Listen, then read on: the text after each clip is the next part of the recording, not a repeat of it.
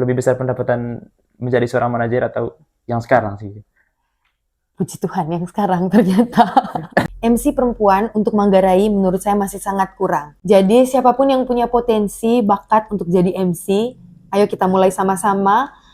Kalau saya tidak sibuk, teman-teman mau DM, mau tanya tips dan lain sebagainya macamnya, pasti saya akan sangat senang sekali kalau ada perempuan lain khususnya dari Manggarai yang bisa jadi MC. Waktu itu saya mendefinisikannya sebagai situasi atau keadaan yang sangat amat terlalu nyaman bagi saya. Jadi di posisi itu saya mendapatkan kepercayaan yang luar biasa. Saya juga mendapatkan beberapa fasilitas. Mungkin kurangnya tantangan karena kayak saya sudah cukup lama di situ, saya sudah tahu segala macam arenanya, sementara saya butuh gelas-gelas lain yang harus diisi gitu loh. Hai Lava, kembali lagi di Bajotor Podcast di episode yang sangat seru tentunya pada sore hari ini. Dan saat ini kami sudah menghadirkan, saya yakin juga banyak teman-teman di Manggarai, khususnya di Labuan Bajo, sudah mengenal beliau. Halo Kakak Suci. Hai. Gimana kabarnya nih Kika? Puji Tuhan, baik. Luar biasa. Dari kami Bajotor Podcast mengucapkan terima kasih atas waktu dari Kakak Suci sehingga sore hari ini Kakak Suci hadir di Bajotor Podcast untuk sharing-sharing. Dengan senang hati, dan saya juga mau terima kasih buat undangan dari kalian. Oke, terima kasih kembali nih Kika. Nah, teman-teman saya yakin juga khususnya di Labuan Bajo sih Kakak Suci ini sudah banyak mengambil peran-peran besar juga Labuan Bajo, khususnya menjadi MC di acara-acara besar Labuan Bajo. Kemudian Kakak Suci juga sekarang dikenal sebagai content creator. Iya. Oke nih Kakak Suci, sebelum mengarah ke sana nih Kak, saya pernah mendengar juga bahwa sebelumnya Kakak Suci pernah menjadi seorang manajer. Iya, benar sekali. Di salah satu, di mana tuh? Di salah satu hotel atau di mana? Waktu itu di salah satu perusahaan lokal swasta Labuan Bajo. Waktu itu saya tidak di hotel, tapi di retailnya. Oh, di retailnya. Iya. Oke. Berarti berapa tahun selama menjadi manajer di sana? Saya mulai kerja di sana itu, apa cerita agak panjang? Iya, boleh. Jadi pulang kuliah itu saya pertama kerja di Labuan Bajo itu masih di bank, di bank swasta. Nah setelah tidak terlalu lama, sekitar beberapa bulan itu saya resign pas ada pembukaan soft opening dari si tempat kerja yang akhirnya saya menetap itu. Rencana awalnya itu harusnya jadi batu loncatan, tapi tiba-tiba jadi batu fondasi. Saya di situ kurang lebih selama 5 tahun, masuk tahun ke-6 saya resign. 3 tahun perjalanannya saya itu ada beberapa mutasi dari departemen ke departemen lainnya. 2 tahun terakhir baru saya jadi manajer. Oke, berarti dari awalnya memang bukan direkrut sebagai manajer, tapi ada jenjang karirnya. Iya, ada jenjang karirnya juga di sana sih. Iya, benar sekali. Oke, selama kurang lebih 5 tahun sih Kak bekerja di salah satu perusahaan lokal di Labuan Bajo.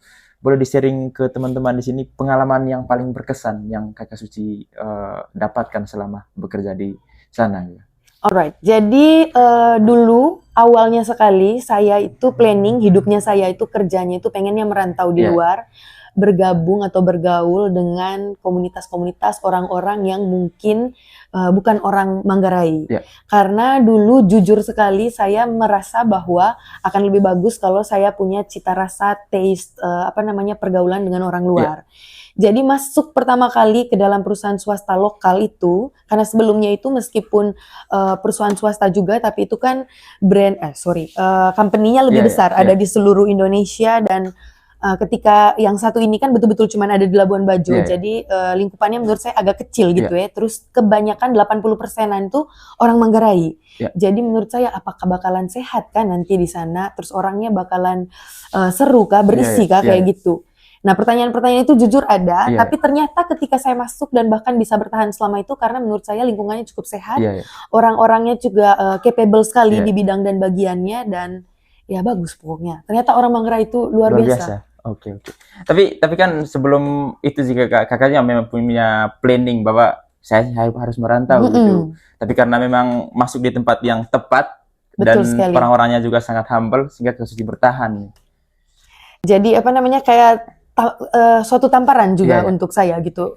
Awal mula pas lulus kuliah waktu itu ya, mungkin karena usia juga pengalaman masih kurang, kayak masih fresh graduate, jadi sok-sokan bahwa saya berisi sekali ini, saya punya ilmu gitu. Dan pulang ke perusahaan itu yang notabene beberapa di antara mereka di posisi supervisor saat itu bukan lulusan sarjana.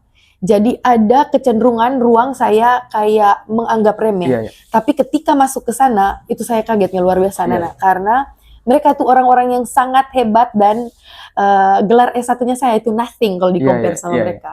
Mereka luar biasa. Artinya kan pengalaman sih yang dibutuhkan di sana Mm-mm. karena mereka lebih lama bekerja, tiba-tiba Kakak Suci muncul dan mulai anggap remeh ke mereka, tapi Mm-mm. pengalaman mereka lebih besar. Iya, Artinya kan Kakak Suci juga belajar dari mereka sih, Kak. betul sekali. Dan akhirnya kami waktu itu mengalir, terus akhirnya Iya, berkolaborasi.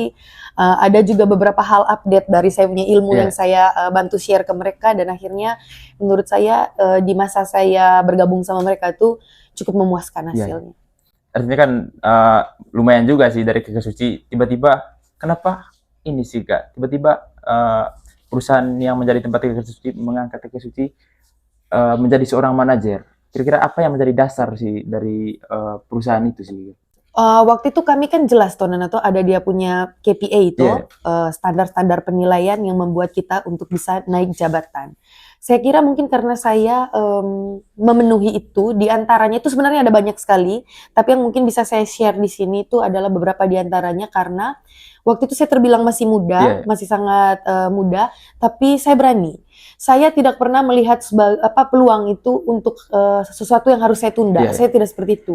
Jadi meskipun saya mungkin tidak percaya diri Iya. jadi ketika diberikan masa probation untuk promosi, terus kayak saya rasa, aduh, kayaknya tidak bisa. Tapi di satu sisi saya selalu ingat kembali dan merenung bahwa ketika orang lain memberikan itu kesempatan, bukan tidak berarti mereka melihat ada potensi dari Iya, iya. saya. Kecenderungan tuh saya dulu sebelumnya selalu menolak kesempatan. Iya, iya. Yang kayak, tidak saya belum siap, saya belum Iya. mau, dan lain sebagainya. Tapi kesini dan bahkan pada saat itu, saya sudah mulai melihat bahwa kalau orang lain bisa lihat saya bisa, Iya. saya juga harus bisa. Iya, iya. Seperti itu. Jadi saya ambil tuh kesempatan. Oke, oke. Karena kan orang-orang lain yang melihat potensi dari Kakak Suci untuk bisa menjadi manajer, tapi Kakak Suci sendiri belum mampu dan belum siap sih. Tapi karena ada dorongan dari diri sendiri sih, kayaknya saya siap sih, saya mampu untuk ke sana. Iya, yang penting dia punya apa segala macam tuh KPI jelas, kita Iya. punya target sasaran segala macam apa yang harus kita kerjakan ada, dan kan pasti nanti didiskusikan dulu tuh, dan saya lihat kayaknya saya bisa, orang dia juga yakin, oh ya oke, gaskan. Oke, oke. Kalau ini sih, Kak, kalau background pendidikan penting sih tidak kalau di perusahaan untuk naik jabatan sih, Kak. Kalau sebenarnya sih itu sangat mempengaruhi Iya, ya. iya. Cuman ya pasti ada hitung-hitungan juga sama masa kita bekerja atau itu tadi yang kita Iya. sebut dengan pengalaman. Tapi ada porsinya masing-masing Iya, iya. sebenarnya. Penting tetap penting. Iya, tapi kan kalau saya lihat di Labuan Bajo ini kan banyak juga yang mengeluh kenapa orang-orang Manggarai, orang-orang lokal khususnya itu standar ketika bekerja di suatu perusahaan, misalnya di hotel atau di restoran masih menjadi staf biasa. Mungkin kalau dari saya sendiri sih, Kak, mungkin dipengaruhi oleh background pendidikan mungkin juga. Kak. Bisa jadi, bisa jadi. Sama ya, setiap perusahaan saya kira punya standarnya Iya, iya, masing-masing gitu ya. Oke, mungkin ya memang sih setiap perusahaan itu kan masing-masing punya standar. Apakah dilihat dari background pendidikan, apakah dilihat dari lama bekerja sih. Kak. Nah, ini Kak, selama kurang lebih 2 tahun menjadi seorang manajer, berat tidak kalau menjadi seorang manajer itu, Kak? Berat. Kenapa berat? Ada saat-saat di mana kita berperan sebagai manajer itu bukan hanya bertanggung jawab atas kita punya tugas yang Iya. diberikan kepada kita, tapi juga bagaimana kita bisa menjadi orang yang melindungi kita Iya. punya tim dan kayak bermain drama bahwa everything is fine and okay, tapi padahal pengennya, kan gini, saya tuh orangnya suka sekali curhat dan kayak sharing sesuatu kepada orang lain, tapi pada batasan tertentu ketika saya tahu saya sedang memainkan peran sebagai manajer, saya harus keep itu. Iya. Kayak saya tidak bisa leluasa untuk bercerita, karena namanya manajer, dia harus bisa mengcover beberapa hal untuk tidak diceritakan kepada Iya. timnya, biar timnya tidak khawatir. Kadang beratnya di bagian yang itu. Iya, sulit sih, karena kami juga tahu sih kalau perempuan sih suka banyak cerita, tapi karena dibatasi, saya nih seorang manajer, tiba-tiba saya ceritakan semua hal ke bawahan saya, misalnya ada batasannya juga sih, sehingga sendiri berat. Kalau menghandle tim itu, Kak, berat tidak? Maksudnya dari berbagai background, dari perbedaan mindset dari setiap orang yang Kakak handle, berat tidak untuk menghandle semua tim itu untuk mencapai goals dalam suatu perusahaan itu? perlu diakui bahwa awalnya berat, Iya. tetapi kemudian pas kita main di sana tuh lama-kelamaan akan jadi kebiasaan. Iya. Kalau saya selalu lihat saya punya tim itu partner yang harus saya sentuh emosionalnya. Jadi saya harus tahu dia punya nama suami, nama anaknya. Kalau kita bangun emosionalnya sudah kuat, kayak ada hubungan kekeluargaan sama mereka, tapi tetap kita main profesionalitas di situ, menurut saya akan mudah nanti jatuh. Intinya harus lebih mengenal mereka lebih dalam, sekali. Sehingga enak kita untuk untuk kayak menghandle mereka, sehingga tidak ada segan-segan sih. Iya, tentu dia punya emosional tuh kan anak, karena tidak bisa kita pakai satu strategi untuk banyak kepala. Kebetulan di jabatan terakhirnya saya waktu itu sebagai manajer, saya handle 26-an orang dari 32 orang, terus di departemennya saya ada 20-an orang, dan kan mereka tuh kan beda-beda tuh, ada banyak sekali kepala. Tidak mungkin kita pakai satu cara yang sama gitu, misalnya keras kepada semua, itu harus beda-beda. Kita tahu, oh kalau handlein si A ini enaknya kalau sambil ngopi, si B ini harus ditegesin memang orangnya, si C ini kayaknya harus sambil cerita atau apa segala macam, ada strateginya masing-masing. Ya, berarti setiap orang nih perlu strategi masing-masing sih Kak, untuk menghandle atau memimpin mereka, untuk nge-lead mereka. Tadi sudah sempat sharing di awal juga, Kak Suci sekarang ini kan lebih banyak ambil job MC dan juga menjadi seorang content creator. Nah, alasan Kakak Suci beralih profesi ini, kayaknya menjadi seorang manajer ini kan kita tahu pendapatannya memang besar, tapi alasan Kakak Suci mengambil keputusan kayaknya saya harus resign sih untuk menjadi pekerjaan sebagai manajer. Saya kayaknya harus beralih ke MC sama content creator. Waktu itu saya mendefinisikannya sebagai situasi atau keadaan yang sangat amat terlalu nyaman bagi saya. Jadi di posisi itu saya mendapatkan kepercayaan yang luar biasa, saya juga mendapatkan beberapa fasilitas, tetapi kemudian ada rasa di dalam diri kayak mungkin kurangnya tantangan karena kayak saya sudah cukup lama di situ, saya sudah tahu segala macam arenanya, sementara saya butuh gelas-gelas lain yang harus diisi gitu loh. Jadi kayaknya saya perlu sesuatu yang baru. Padahal waktu itu jujur saja saya punya bapak sudah sangat bangga dengan saya punya posisi. Kebetulan saya pernah ajak beliau waktu itu untuk main ke kantor. Waktu itu sudah ruangan sendiri. Namanya mata seorang ayah yang memandang anak perempuan yang mungkin akhirnya saya punya anak ini yang di rumah mungkin dulu batu atau seperti apa begitu, terus tiba-tiba sudah ada di ruangan sendiri dengan beberapa fasilitas yang saya dapat. Saya lihat dari bilar matanya sih ada rasa kebanggaan. Waktu saya curhat mau resign pun beliau beberapa kali sagas untuk bilang tidak boleh keluar.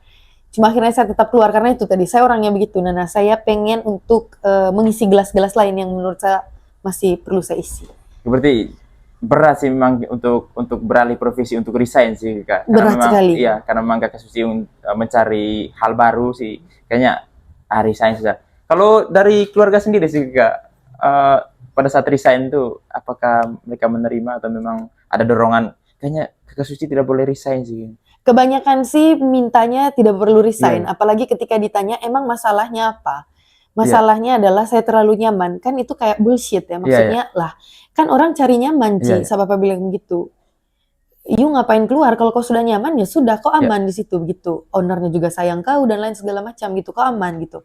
Cuman kayak tetap ada hal yang itu tadi saya rasakan anak, kayak saya masih bisa mungkin mengembangkan atau mengepakkan sayap lain. Saya butuh kepuasan lain.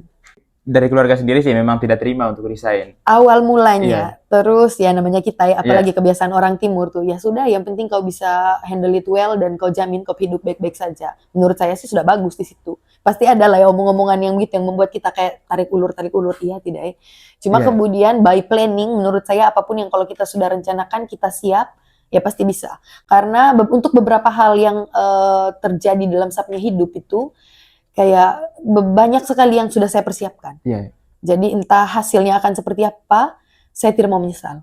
Ini kan Kak Suci mengambil keputusan ini dengan banyak pertimbangan juga sih.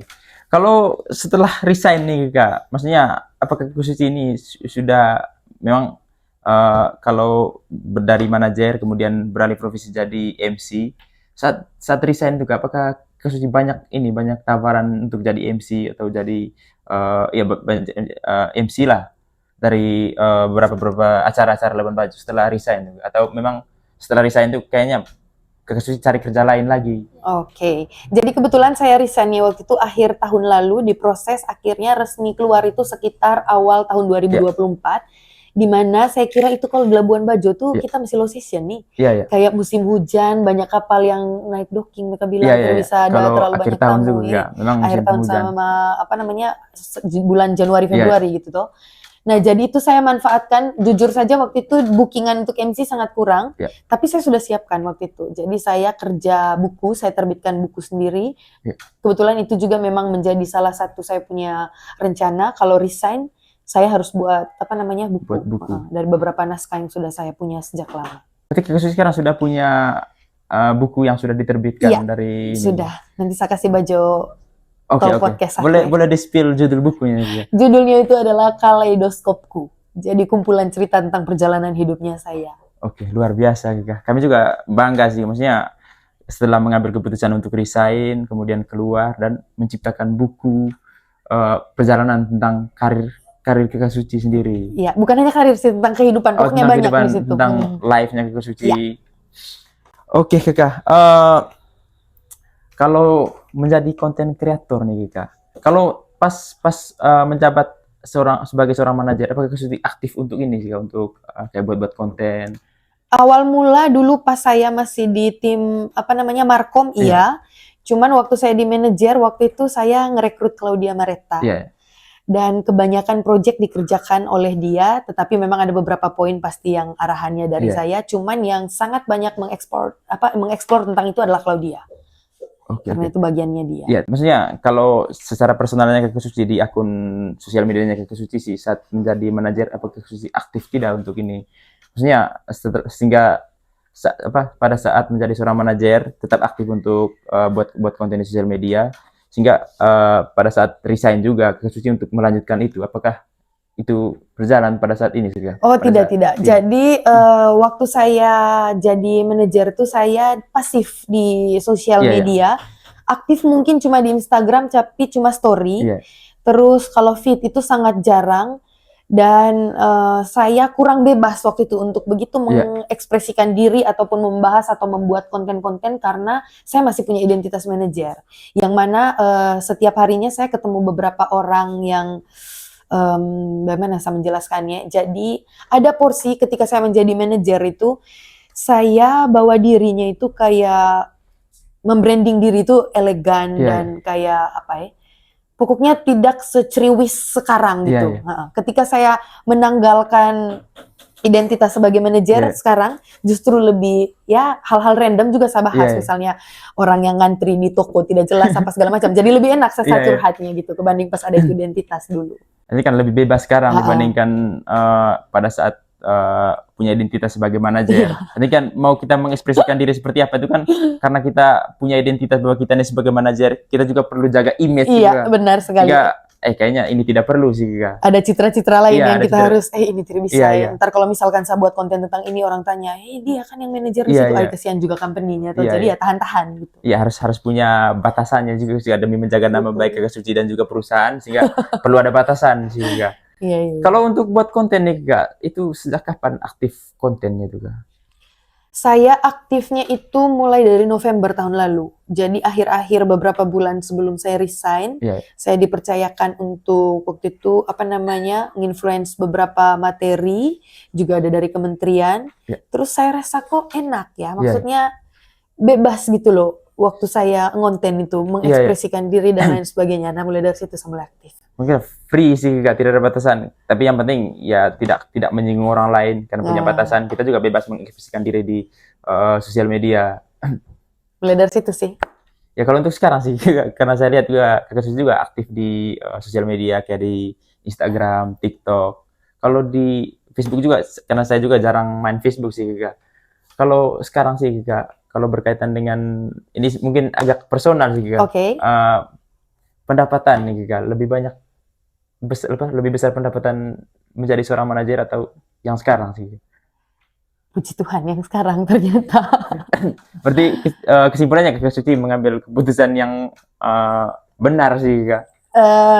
Puji Tuhan ya mungkin. Kalau soal pendapatan, tapi tidak bisa kita langsung percaya diri juga karena pekerjaannya saya khususnya sekarang ini lebih condong ke MC kan juga ada part-partnya yang kadang sepi, kadang ramai sekali, kadang ada yang sampai eventnya harus kita tolak, tapi ada juga yang betul-betul aduh kita nih tidak ada yang booking kah? Yang kayak gitu. Ini kan kosong job sih. Nah, kalau manajer kan meskipun mungkin nominalnya segitu, tapi setiap bulan kan jelas ada, tanggal 28 ada.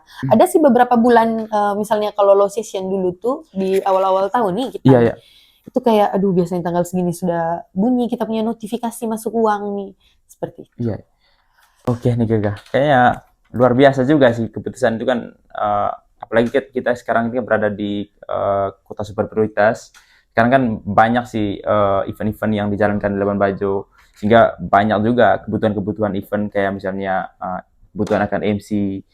Kalau dari Kakak Susi sendiri nih, setelah aktif di dunia khususnya MC, pengalaman apa yang misalnya saat menjadi manajer itu kayaknya masih relate sih ketika ambil job sebagai MC? Banyak sih, ada banyak. Misalnya tentang gaya komunikasi, nanti kita bisa sesuaikan itu klien siapa yang kita ketemu, begitu juga dengan MC, audiens apa yang sedang kita hadapi, konsep acaranya seperti apa, terus soal penampilan juga begitu. Masih banyak yang sama dan banyak sekali yang saya dapat dari posisi sebagai manajer dulu. Sampai sekarang kalau mau MC, mau acara apapun, puji Tuhan saya belum pernah terlambat. Belum pernah datang mepet. Jadi saya selalu datang lebih awal. Acaranya jam berapa, meskipun di note sama tim IO-nya mungkin, oke nanti 30 menit sebelumnya ya, pasti saya sudah datang 1 jam sebelumnya. Ini kan lebih banyak prepare kita, lebih banyak persiapan untuk memperlancar kegiatan acaranya. Karena juga kalau tanpa persiapan itu kan lebih ini juga Kak, lebih kaku juga kita nantinya. Maksudnya kalau tanpa persiapan yang lebih matang juga, acaranya juga tidak akan lancar. Maksudnya perlu adanya koordinasi, apalagi kan acara-acara ini kan tidak berjalan sesuai dengan role yang sudah ditentukan. Kadang ada perubahan di tengah-tengah proses berjalannya acara. Oke, Kak Suci, kalau toko inspirasi Kakak Suci berkaitan dengan MC ini, maksudnya kayaknya saya perlu banyak ambil yang perlu saya jalankan dalam proses jadi MC saya. Misalnya ada MC-MC di luar sana yang menjadi inspirasi, kayaknya cara-caranya dia perlu saya bawakan di ketika saya jadi MC ini. Kalau mau jujur, saya tuh modal percaya diri, itu paling pertama. Terus setelah itu toko-toko MC itu justru tidak terlalu banyak yang saya tahu. Jadi saya doing by learning. Dari pengalaman-pengalamannya saya, kemudian kayak masukan-masukan dari IO dan lain sebagainya, itu sekali yang paling besar untuk membentuk saya. Kalau ditanya siapa satunya tokoh inspirasi terkait dengan MC, saya harus jujur bahwa saya tidak terlalu sering searching-searching di sosial media soal MC. Tapi itu tadi learning by doing, dan Tuhan itu baik, semesta itu baik. Saya beberapa kali ketemu sama MC-MC yang luar biasa, sudah di kelas nasional tuh pada saat event. Jadi pada saat itulah saya belajar sama mereka. Oke, luar biasa juga sih Kak. Maksudnya learning by doing ini kan kita juga dapat banyak pengalaman tuh kan. Artinya kan ada banyak masukan dari partner MC-nya mungkin, kemudian dari IO-nya, sehingga kayaknya ini yang perlu dirubah sih ke depannya. Iya, ini yang harus ditambahkan. Oh, ternyata gaya yang ini akan seperti ini dan lain sebagainya. Saya cepat belajar sih orangnya. Iya, artinya kan sambil kita ngalir-ngalir aja sih, sambil berjalannya waktu kita juga bisa improve, bisa perbaiki, kita punya kemampuan, kita punya skill terkait dengan MC itu sendiri. Kalau yang konten kreatornya nih Kak, kalau yang konten kreator kan karena saya lihat juga Kak Suci aktif juga kayak bahas-bahas tentang konten-konten random juga sih saya lihat nih Kak. Belum ada niche-nya. Iya, belum ada yang spesifiknya kontennya apa. Iya. Kalau toko inspirasinya juga Kak, dari menjadi seorang konten kreator nih. Masih sama kayaknya dan yang MC tadi, bahwa saya belum bisa menetapkan ini adalah role modelnya saya, inspirasinya saya, belum ada yang fix sekali bahwa ini orangnya. Cuma mungkin seperti kayak Ryuka Bunga, itu tuh saya suka sama dia karena dia super natural, menyampaikan hal juga sebebas mungkin tanpa menyinggung, ada yang relate, ada yang tidak sama dia, tetap dia buat. Mungkin bisa dikatakan dia salah satu yang paling sering saya lihat juga setiap Iya. hari. Ini kan terinspirasi dari sana sehingga Kak Susi sekarang kan lebih ini, maksudnya belajar dari mereka sehingga Kak Susi. Tapi sekarang kan ini sih Kak, saya juga sering nonton kontennya Kak Susi. Tapi masih bahas-bahas hal yang random, belum ada positioning ataupun kayaknya fokus Iya, satu arah sih untuk kontennya. belum ada. Mungkin nanti ke depannya. Iya, mungkin nanti ke depannya. Kalau ini sih Kak, banyak juga yang tanya sih. Saya juga sempat sempat baca komentar-komentar di akunnya Kak Suci sendiri. Kesapaan paling pertama itu Hai Lava itu Kak. Banyak juga yang tanya apa sih ini? Mungkin orang-orang dari luar sih yang bertanya seperti itu. Maksudnya bukan orang Manggarai. Oke. Hai Lawa, nih kan pasti orang Manggarai semua sudah tahu kayak hello everybody. Iya, iya. Ha. Jadi itu tuh saya ambil dari bahasa Manggarai. Waktu itu memang saya rencanakan bahwa Hai Lawa kayak Iya, saya rasa enak saja dan saya rasa bagus. ngalir aja sih. Ngalir. Jadi kan tiba-tiba memang banyak sih. Memang ada juga yang tahu tentang arti Hai Lava. Lava itu kan hai semuanya begitu Kak. Hai semuanya Iya, iya. dan itu juga nyambung kemarin sama apa namanya Kementerian Pendidikan. Ternyata kan mereka juga ada buat salah satu festival FTBIN dan Iya. itu tuh terkait sama bahasa ibu nasional. Dan saya bangga ternyata ada event seperti itu, ada festival seperti itu dan saya adalah part yang membuat hal itu. Oke, oke, luar biasa sih Kak. Kalau ini sih Kak, kalau sekarang kan banyak sih event-event yang sudah dilaksanakan di Labuan Bajo, banyak juga acara-acara, ada acara nasional, bahkan ada acara internasional. Kalau berdasarkan pengalaman Kakak Suci sih, maksudnya boleh sharing tidak momen-momen yang paling berkesan saat membawakan saat menghandle event menjadi MC itu. Oke, saya ada beberapa event yang standar internasional. Di antaranya itu kami bawanya itu harus full English. Jadi dari awal sampai akhir harus bahasa Inggris karena orang Indonesianya ada yang mungkin cuma 2 atau 4 orang. Sisanya itu dari luar negeri semua. Jadi kita harus bisa bahasa Inggris. Padahal saya juga lagi belajar bahasa Inggris karena saya rasa bahasa Inggris tidak sangat bagus, tidak sangat baik. Tapi saya sudah mendapatkan itu kepercayaan lagi dan lagi, ya itu tadi. Selain melihat bahwa kenapa orang bisa mempercayakan itu ke saya, berarti saya harus bisa. Ya saya berani gitu loh, percaya diri untuk ngambil job-job seperti itu. Apalagi bayarannya biasanya kalau full English lebih enak. Itu kan lebih besar juga sih Kak. Karena dulu tuh akhir-akhirnya tuh saya sering sekali nolak kalau full English. Kayak, saya tidak mau tahu full English masalahnya. Takut tidak tahu omong, tidak tahu gini. Kalau full English eventnya itu formal, itu asik. Karena kan kita punya cue card, semuanya sudah disiapkan. Dan kalau formal itu kan no one notice dan bahkan kau baik-baik saja kalau kau harus baca di cue card gitu kan. Jadi aman, kita bisa tulis. Yang saya sering sekali tolak itu kalau eventnya itu kayak gala dinner atau just fellowship dinner. Maksudnya kan, wih mati itu kan kita cue card-nya betul-betul hanya untuk poin, sisanya kau harus ngomong ngalir, sementara apalagi bahasa Inggris dan kalau kau buat lelucon tuh, kalau kita buat lucu-lucu gaya timur pakai bahasa Indonesia, bahasa Manggarai kan enak tuh. Ini pakai bahasa Inggris, aduh gimana ini? Tapi ya itu kita harus belajar dan itu saya belajar. Itu luar biasa juga sih, maksudnya Kakak juga berani untuk ambil job yang itu, yang bahasa Inggris. Tapi kan yang acara-acara informal itu kan kayaknya butuh effort juga sih kan. Maksudnya takut kita punya jokesnya tidak masuk ya kan sih. Apalagi kalau acara-acara yang have fun seperti itu, misalnya kayak orang-orangnya betul-betul pengen create unforgettable moment. Kami mau have fun, pokoknya gimana sejak kau handle ini supaya acaranya itu tidak terlupakan. Momen di Labuan Bajo akan sangat indah. Itu kan basa-basinya kan, cuap-cuapnya kan harus banyak sekali dia punya vocabulary. Sementara kita nih kan, aduh bagaimana nih ya, cuman akhirnya belajar. Iya, maksudnya butuh effort juga sih, tapi kan sering berjalannya waktu juga kita akan belajar lebih banyak lagi. Mudah-mudahan bisa handle acara-acara seperti itu. Kalau dilihat dari bayarannya juga lumayan besar juga. Oke. Ya, kalau ini sih, kalau selama menjadi MC ini Kak, maksudnya ada rasa grogi atau rasa takut juga sih Kak, dari Kakak sendiri? Ada, selalu. Kebanyakan bahkan saya punya orang rumah, waktu saya mau MC di Ruteng, mereka bilang, hah kamu masih sering ini juga Kak, kayak nervous, gugup gitu. Saya bilang iya. Karena saya tuh selalu melihat setiap event itu bukan hal yang biasa. Iya. Karena setiap stage, setiap klien, setiap acara itu berbeda. Meskipun saya sering MC, Iya. tapi bagi saya setiap acara punya tantangan dan konsep yang beda-beda. Jadi ya saya pasti akan selalu nervous. Iya, iya. Cuman saya tahu kekurangannya saya sering sekali nervous. Bagaimana saya bisa mengatasi itu? Salah satunya tadi dengan disiplin tidak terlambat. Iya. Biar saya serap energi dulu dari tempatnya. Pokoknya kalau saya nervous tuh saya biasanya cenderung tetap eye contact sama punya audiens Iya. atau bahkan saya mendekati mereka. Ngobrol lebih. Karena justru saya tuh paling sering nervous tuh kalau di event informal yang kayak saya bilang tadi, apalagi kalau full English. Iya, iya. Itu kan, saya takut nih, saya subayang memang saya omong apa, ntar kaget saya salah atau bagaimana.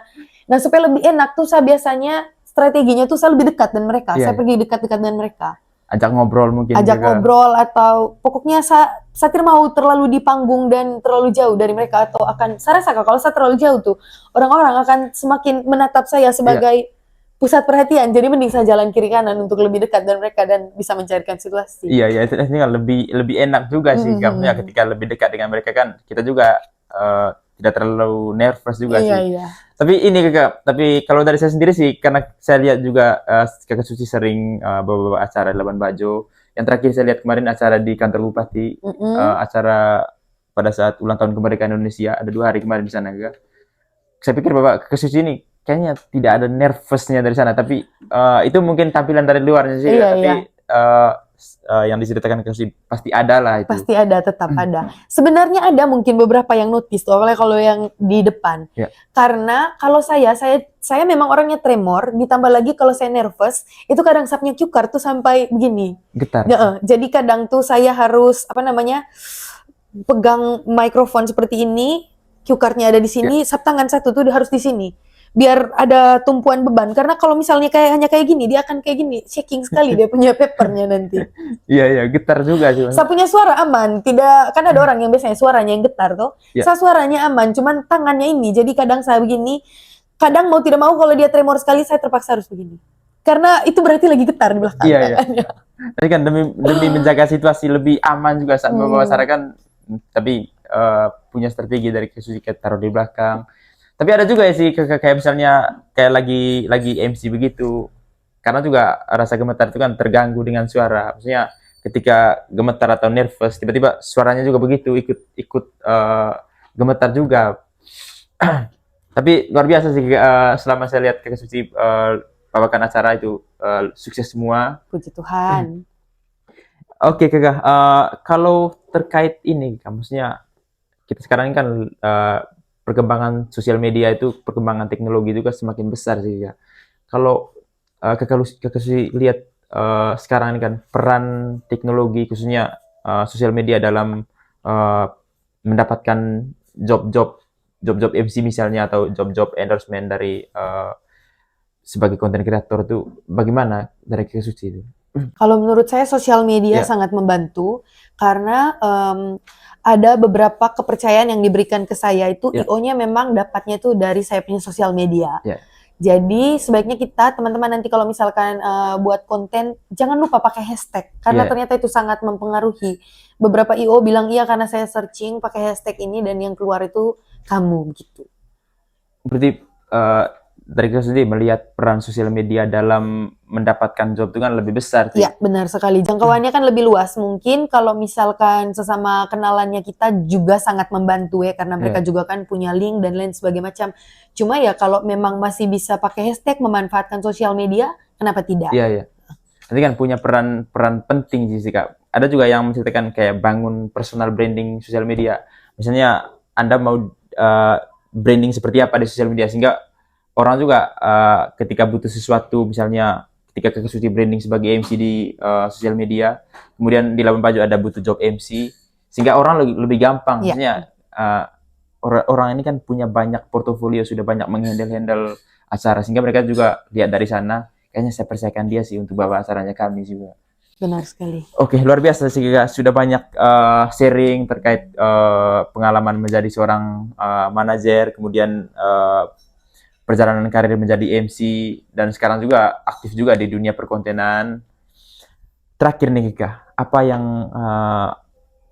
Kakak Suci mau sampaikan ke teman-teman anak-anak muda di Manggarai khususnya itu eh, ketika mereka mau menjadi apapun itulah, khususnya dari Kakak sendiri sekarang aktif di dunia per-MC-an, kemudian aktif di dunia perkontenan. Kira-kira apa yang mau disampaikan oleh Kakak sendiri nih kepada teman-teman muda di Manggarai? Oke, saya one by one ya. Iya, Yang pertama MC. MC perempuan untuk Manggarai menurut saya masih sangat kurang. iya, Tidak hanya ada di Manggarai Barat, tapi juga mungkin Manggarai Timur dan Manggarai Tengah, itu masih sangat kurang. iya. Jadi siapapun yang punya potensi, bakat untuk jadi MC, ayo kita mulai sama-sama. Kalau saya tidak sibuk, teman-teman mau DM, mau tanya tips dan lain sebagainya macamnya, pasti saya akan sangat senang sekali kalau ada perempuan lain khususnya dari Manggarai yang bisa jadi MC. Terus yang berikutnya lagi untuk konten kreator. Untuk konten kreator kalau menurut saya, kalau kamu mau jadi konten kreator, ayo mulai juga. Sama seperti MC, mulainya kapan? Ayo sekarang. Jangan kasih excuse kayak, sebentar tunggu misalnya ada iPhone, tunggu sebentar sudah beli ini, beli itu. Iya. Nope. Karena saya mulai pun masih pakai HP Android, Iya. tidak ada peralatan yang bagus, sampai sekarang juga bahkan tidak ada alat-alat yang sangat menunjang Iya. itu, tapi sudah bisa menghasilkan sesuatu dari sana. Jadi uang itu ada di mana-mana, kita yang pergi, Pergi menjemputnya. pergi menjemputnya. Jangan cari, karena dia sudah ada. Iya, iya. Tinggal jemputnya saja. Jadi mulai dan jangan buat excuse, sabar tah, enak dia karena dia sudah ada alat, sudah ada ini apa segala macam. Mulai saja. Terus yang berikutnya lagi untuk apa lagi tadi? MC dan kreator. MC konten kreator, kemudian ya itu sih Kak. Pokoknya intinya mulai. Dan yang paling penting mungkin yang saya sampaikan tadi adalah ketika orang lain sering puji kamu atau bilang kayaknya kau bisa deh, tapi kita sering denial kayak yang saya lakukan dulu, tidak tah, saya belum siap, saya belum capable, saya belum mampu. Coba untuk dilihat lagi, direnungi lagi, kenapa sampai orang bisa lihat iya. itu. Jangan sampai orang lain lebih kenal kita daripada kita punya diri sendiri. Betul Kak. Artinya kan ketika orang lain melihat potensi yang kita miliki, tapi kitanya yang kayak kayaknya tidak usah lah. Tapi kan kita harus bisa mengeluarkan apa yang sudah dipercayakan oleh orang lain kepada kita. Artinya orang lain melihat potensi, kayaknya dia bisa sih. Tapi karena dari dalam diri kita yang tidak mau, tapi cobalah untuk lihat potensi yang dinilai oleh orang lain sih Kak. Ya, benar. Itu bisikan Tuhan. Iya, ya. Kalau untuk kedepannya kita punya planning untuk ini, bikin kayak pelatihan khusus menjadi MC, bikin kelas-kelas begitu atau kursus begitu kedepannya gitu. Berarti kau ini bisikan Tuhan yang kedua, karena yang pertama waktu itu sudah disampaikan oleh ada salah satu sahabat dari Papua, kenapa tidak mulai buat kelas dan lain sebagainya. Ya mungkin itu akan kita segera planningkan nanti ke depan. Oke, mudah-mudahan sih. Kami juga nanti akan belajar dengan Kakak Suci untuk MC Labuan Bajo khususnya. Karena sekarang kan peluang untuk jadi MC ini kan lebih banyak lagi Labuan Bajo. Iya, benar sekali. Tapi orangnya yang tidak ada, maksudnya MC-nya yang tidak ada. Mudah-mudahan Kakak Suci juga cepat buat semacam kelas atau kursus. Mudah-mudahan kami juga bisa belajar di sana. Kami juga tertarik sih Kak. Mungkin karena laki-laki juga itu saja masih mukanya. Siapa tahu ada wajah-wajah baru nanti. Oke, luar biasa juga. Oke, Kakak Suci, thank you sudah banyak sharing di Bajo Talk Podcast. Mudah-mudahan Kakak Suci bisa datang lagi untuk bikin episode 2-nya mungkin. Siap, mungkin kita bikin episode 2 dengan tema yang berbeda nanti. Oke, thank you Kakak Suci, dan buat teman-teman jangan lupa nonton terus Bajo Talk dan juga nonton juga kontennya Kakak Suci di Instagram dan juga di TikTok yang paling aktif saya lihat. Oke, thank you. Sampai jumpa di video selanjutnya.